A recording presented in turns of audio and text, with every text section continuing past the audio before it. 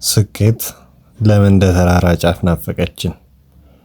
ለምንስ ብዙዎቻችን የህይወት ለውጥን እየተመኘን ለለውጥ የሚከፈለውን ዋጋ ግን እንሸሻለን?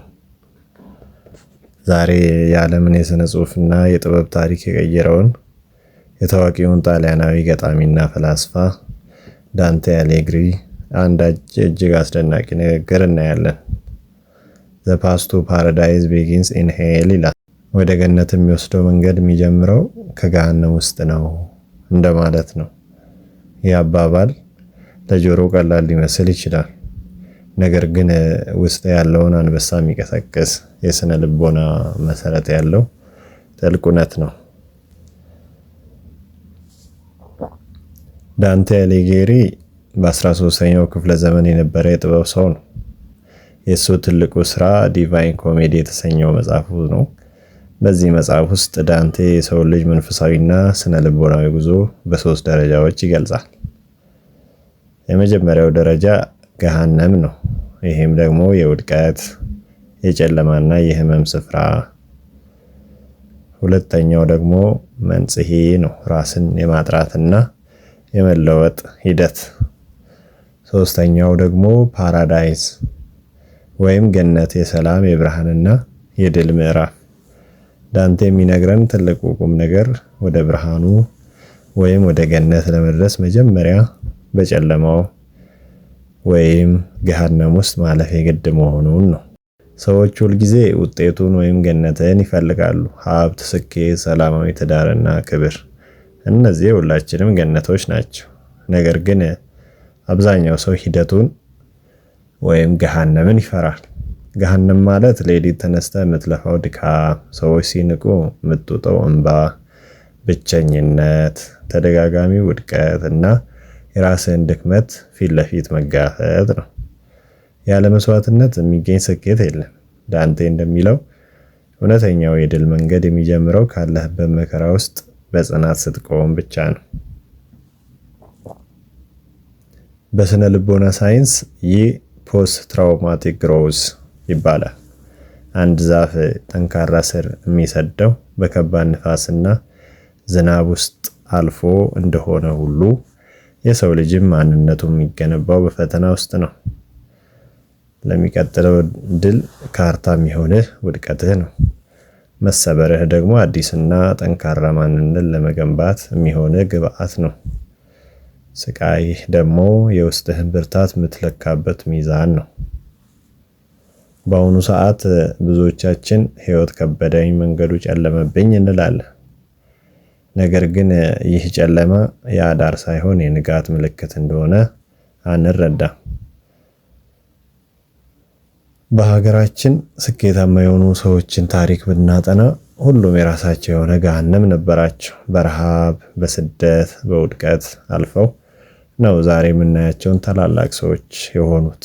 ስለዚህ ዛሬ ያለህበት አስቸጋሪ ሁኔታ አንተን ለመጣል ሳይሆን ለታላቁ ገነትህ ብቁ እንድትሆን ሊያጠራህ ወይም ፕሮሰስ ሊያደርግህ የመጣ መሆኑን ማወቅ ያስፈልጋል። በዳንቴ ዲቫይን ኮሜዲ ታሪክ ውስጥ ዳንቴ ከገሃነም ጨለማ ከወጣ በኋላ የሚመጣው የመንጽሔ ተራራ ነው። እዚህ ጋር ስቃዩ እንደ ገሃነም ተስፋ አስቆራጭ አይደለም፣ ይልቁንም ለተሻለ ማንነት የሚደረግ ጥረት ነው። ይህ በህይወታችን ካለው የለውጥ ሂደት ጋር በቀጥታ ይያያዛል። በገሃነም ውስጥ ዳንቴ ወደ ታች እየወረደ ነበር፣ በመንጽሔ ግን ወደ ላይ ይወጣል። ራስን መለወጥ አድካሚና ወደ ላይ እንደመውጣት የሚከብድ ሂደት ነው። መጥፎ ልማድን መተው፣ አዲስ ክህሎት መልመድና ባህሪ ማረም ያደክማል። ግን ልዩነቱ በየደረጃው ወደ ብርሃኑ እየቀረብክ መሄድህ ነው። በዚህ ተራራ ላይ ያሉት ነፍሳት የሚሰቃዩት ስለተቀጡ ሳይሆን ራሳቸውን እያረሙ ስለሆነ ነው። ብዙዎቻችን ስህተት ስንሰራ ለምን አደረግኩት ብለን በመጸጸት ብቻ ጊዜ እናጠፋለን። ዳንቴ ግን እንደሚለን ጸጸት ብቻውን በቂ አይደለም። ድርጊቱን የሚተካ አዲስ በጎ ስራ መስራት አለብህ። ለምሳሌ ሰነፍ ከነበርክ ሰነፍ በመሆን ማዘን ብቻ ሳይሆን በርትተህ በመስራት ስንፍናህን መግደል አለብህ። ዳንቴ በተራራው ላይ 7 ደረጃዎችን ያልፋል። እያንዳንዱ ደረጃ አንድን መጥፎ ባህሪ፣ ኩራት፣ ቅናት፣ ቁጣ፣ ስንፍና፣ ስግብግብነት ወዘተ የሚተነፍስበት ነው።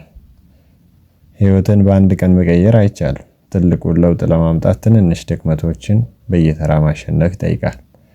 ዛሬ ቁጣህን ካሸነፍክ ነገ ስንፍናህን ታሸንፋለህ እንደማለት።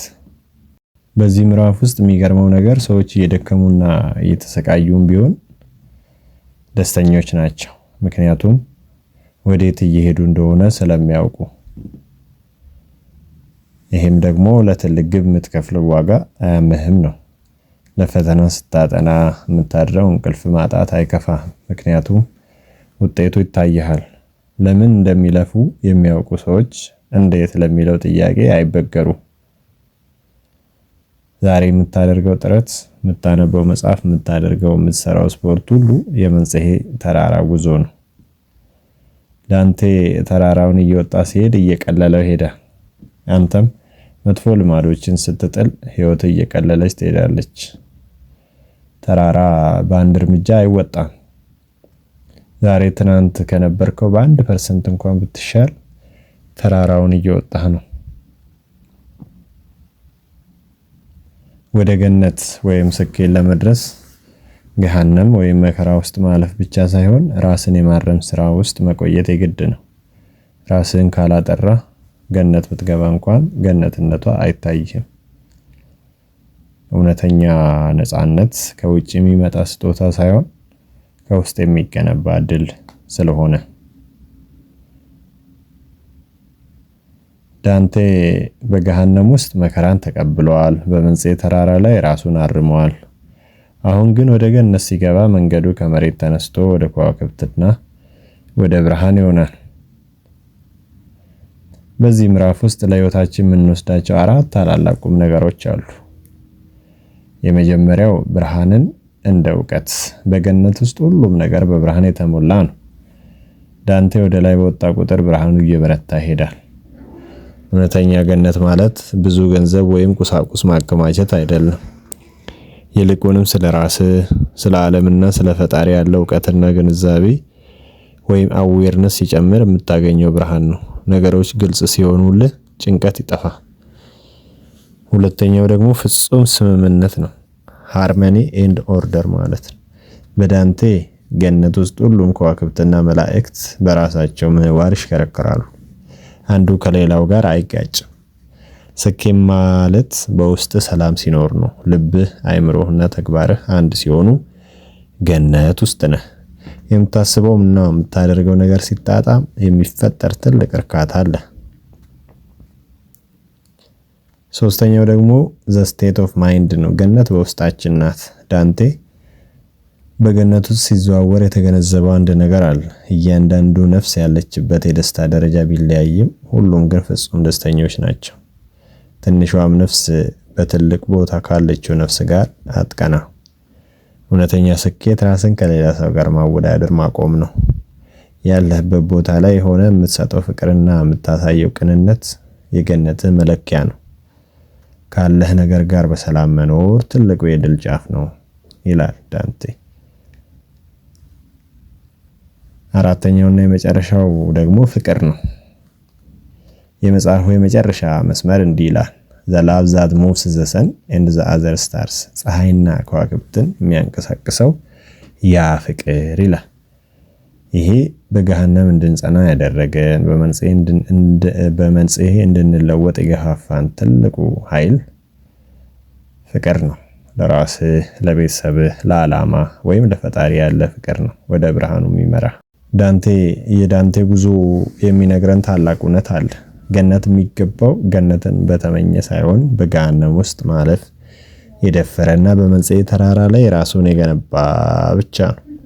አሁን ጉዞ የትኛው ደረጃ ላይ ነው? በህመሙ ውስጥ፣ በለውጥ ውስጥ ወይስ በሰላም ውስጥ? የትም ብትሆን መጨረሻው ብርሃን መሆኑን አትርሳ።